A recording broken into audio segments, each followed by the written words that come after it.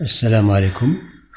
Alors aujourd'hui, nous allons entamer quelques exercices de génétique des populations que nous allons essayer de résoudre tous ensemble. Alors, passons maintenant au premier exercice. Alors, dans une population de petits pois, on considère le gène responsable de la longueur de la tige qui se présente sous deux formes d'allèles. Un allèle dominant grand T pour le phénotype tige longue et un allèle petit t récessif pour le phénotype T et P égale 0,64. On suppose que la population est en équilibre de Hardy-Weinberg. Dans les questions. Premièrement, calculer la fréquence de l'allèle récessif petit t. Petit b, calculer la fréquence des hétérozygotes petit t, puis celle des homozygotes récessifs. Bien, donc ça c'est l'énoncé de l'exercice.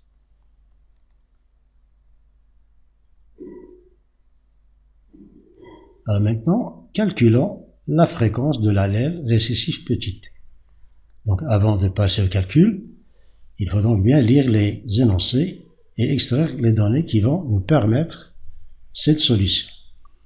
Alors pour les données, on nous dit que la fréquence de l'allèle T est P égale 0,64. Donc la fréquence de l'allèle dominant est connue. Il nous reste uniquement de chercher la fréquence de l'allèle récessif. On nous dit aussi que la population est en équilibre de Hardy-Weinberg. Alors pour cette question, on a besoin uniquement de la première donnée. On a P et il faut chercher Q. Q, c'est la fréquence de l'allèle récessif petite. Donc on a F de l'allèle dominant et P. Et F de l'allèle récessif, c'est Q. Et on sait que P plus Q est égal à 1. Donc, F de T, qui est égal à Q, c'est 1 moins P. Il ne reste maintenant que l'application numérique. Donc, on a P, on sait que P égale 0,64. Donc, F de T est égal à 1 moins 0,64 égale donc 0,36. Donc, la fréquence de l'allèle récessif est Q égale à 0,36. Passons maintenant à la deuxième question. Calculons maintenant la fréquence des hétérozygotes, ça veut dire grand T, petit t, et celle des homozygotes récessifs, petit t, petit t. Bien. Donc, toujours, on cherche les données qui vont nous permettre la résolution de la question. Alors, on nous dit que la population est en équilibre de Hardy-Weinberg. Ça veut dire quoi? Ça veut dire que si cette population est en équilibre, selon la loi de Hardy-Weinberg, on a la fréquence des homozygotes dominants est égale à P au carré. La fréquence des hétérozygotes est égale à 2PQ. Et la fréquence des homozygotes récessifs, c'est égal à Q au carré. Et d'après la première question, nous avons que P égale 0,64 et Q égale 0,36. Donc là, il ne reste que faire l'application numérique. Donc lorsque vous avez une population qui obéit à la loi d'Hardy-Weinberg, vous avez toujours la solution de cette façon. F des dominants est égal à P au carré, F des hétérozygotes c'est de PQ, et F des homozygotes récessifs c'est Q au carré. Ensuite, on passe à l'application numérique. Alors la fréquence des hétérozygotes, ça veut dire T avec petit t. Donc là, c'est égal à 2PQ, on applique ces 2 multipliés par 0,64, facteur de 0,36, ce qui va nous donner quelque chose de 0,46. On fait de même pour les homozygotes. Donc F de T est égal à Q au carré, avec Q c'est 0,36, donc c'est 0,36 au carré, c'est 0,13. Passons maintenant à un deuxième exercice. Alors, là, une maladie héréditaire dominante, très répandue, dans une population donnée, cette maladie touche une personne sur 3500. Cette population obéit à la loi de Hardy-Weinberg. Alors A, calculer la fréquence de l'allèle responsable de la maladie et celle de l'allèle normal. Deuxième question, calculer la fréquence des individus hétérozygotes. Donc là, on me donne donc quelques données sur cette maladie. Le plus important, c'est qu'elle touche une personne sur 3500, c'est-à-dire la fréquence de la maladie est de 1 sur 3500, et qu'elle obéit à la loi de Hardy-Weinberg. Bon, donc calculons la fréquence de l'allèle responsable de la maladie, et celle de l'allèle normal. Toujours dans ces exercices, il faut retourner aux énoncés pour en tirer les données qui vont nous permettre de bien répondre. Alors, on nous dit que la maladie est dominante. Ça, c'est très important. Qu'elle touche 1 sur 3500 et qu'elle obéit à la loi de Hardy-Weinberg. Alors là, je vais poser l'allèle responsable, je vais le nommer grand M, et l'allèle sain, petit m. Puisque la maladie est dominante. Dans ce cas-là, le phénotype dominant grand M, donc pour qu'une personne malade qui a un phénotype grand M, j'ai deux génotypes possibles.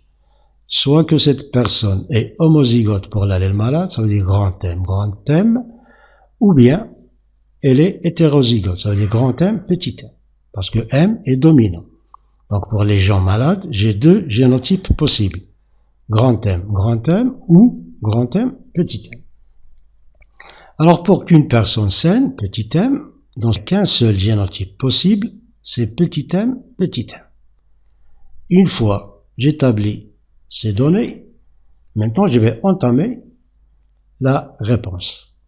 On me dit que la maladie obéit à la loi de Hardy-Weinberg. Donc selon cette loi, on a la fréquence des homozygotes dominants, c'est P au carré. La fréquence des hétérozygotes, c'est 2PQ. Et la fréquence des homozygotes récessifs, c'est Q au carré. Alors, par quoi je dois commencer? Là, on me dit que la maladie est dominante. Alors, si je prends les phénotypes là où il y a l'allèle dominant, ça va ne m'amener à rien. Parce que j'ai deux génotypes, et ces deux génotypes vont donner la maladie. Par contre, ce qui est plus simple, ce sont les gens qui sont sains. Il n'y a qu'un seul génotype.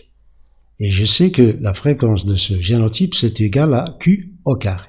Donc, parce que je dois commencer, c'est par calculer, bien chercher ce Q au carré. Et quand je trouve Q au carré, bien sûr, je vais passer à la racine carrée pour trouver Q. Une fois que je trouve Q, alors là, c'est simple de trouver P. Alors, comment faire? Alors, nous avons du phénotype malade, égal à la fréquence des homozygotes malades MM, plus la fréquence des hétérozygotes grand M, petit m. Ça veut dire soit P au carré plus 2PQ. P au carré, c'est la fréquence des homozygotes malades, M, grand M, et 2PQ, c'est la fréquence des hétérozygotes. Alors que la fréquence des individus sains est égale à la fréquence des homozygotes sains, ce qui est égal à Q au carré. Maintenant, on sait que la fréquence de la maladie est de 1 sur 3500. Donc, la fréquence des individus sains, c'est le reste. C'est 3999 parmi 3500. Je répète, puisque la fréquence de la maladie est 1 sur 3500, ça veut dire qu'elle touche une personne parmi 3500, ça veut dire qu'il va me rester 3499 qui sont sains parmi 3500. Et puisque j'ai F des phénotypes sains est égal à F des homozygotes sains, récessif qui est égal à Q au carré, ça veut dire que Q au carré est égal à 3499 sur 3500. J'ai fait le calcul. La racine carrée de ce chiffre, ça va me donner Q égale 0,99. Et puisque je sais que P est égal à 1 moins Q, donc P est égal à 0,01. Et maintenant, donc la fréquence de l'allèle dominant et P est égal à 0,01 et la fréquence de l'allèle récessif est égale à Q est égale à 0,99.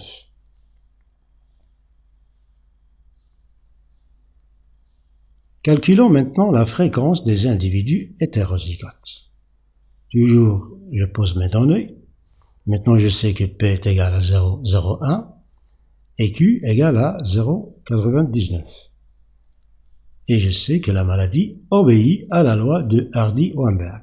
Et là, je vais chercher la fréquence des individus hétérozygotes, puisque la maladie obéit à la loi de Hardy-Weinberg, ça veut dire que la fréquence de ces hétérozygotes est égale à 2PQ. Donc on a F grand M petit m est égal à 2PQ. Je connais P, je connais Q, il ne me reste maintenant que de passer à l'application numérique. Donc ça va me donner F de grand M petit m est égal à 2 multiplié par 0,01 que je multiplie par 0,99. Ça va me donner F des hétérozygotes est égal à 0,01. Et ainsi, donc, vous voyez que c'est simple de résoudre de tels exercices si on comprend bien l'énoncé et si on sait bien manipuler les formules pour trouver la solution exacte. Donc ainsi se termine la correction de ces deux petits exercices. J'espère que vous avez bien saisi et que vous avez bien compris. Et à la prochaine vidéo, Inch'Allah.